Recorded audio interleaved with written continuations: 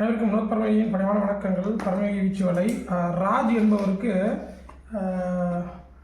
கள்ளக்குறிச்சி அப்படின்ற ஒரு இடத்துக்கு தான் வந்து இந்த வலை போகுது.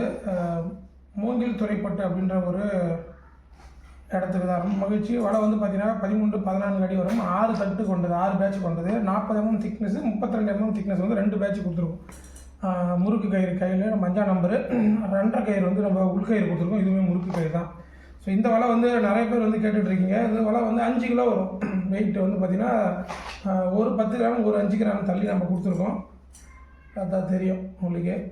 பாருங்க, வலை வந்து 5 கிலோ. வீசுறது வந்து ரொம்ப எளிதாக இருக்கும்.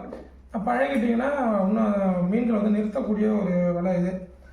ஐயாவுக்கும் அதிபத்த நாயனருடைய அருள் கிடைக்கட்டும். முடிஞ்ச அவங்களும் இருக்கக்கூடிய நீர்நிலைகளை பாதுகாக்கிறதுக்கு முயற்சி பண்ணட்டும். 15 உட்கயிறு கொண்டது. ரொம்ப மகிழ்ச்சி.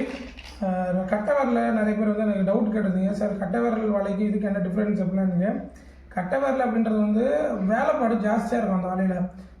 இதோட இந்த பெரிய வலையை கம்பேரிசன் பண்ணும்போது அது வந்து நிறைய கன்னிகள் வந்து மேக் பண்ணுறதா இருக்கும். ஆனால் நம்ம அதை நார்மலாக ஒரு ரேட்டுக்கு தான் கொடுத்துட்ருக்கோம். பட் அந்த வலையில் வந்து இப்போ அந்த இறாலேருந்து சொல்கிறாங்க இல்லையா, மோட்டு இறா அப்படின்னு சொல்கிறாங்க. கட்டை விரல் சைஸ் இருக்கிற மீன்லேருந்து பெரிய மீன் வரைக்குமே நிற்கக்கூடியது. அதை தான் நம்ம வந்து கீழே ரஃப் போட்டு மேலே ஒரு இது கொடுத்துருக்கோம்.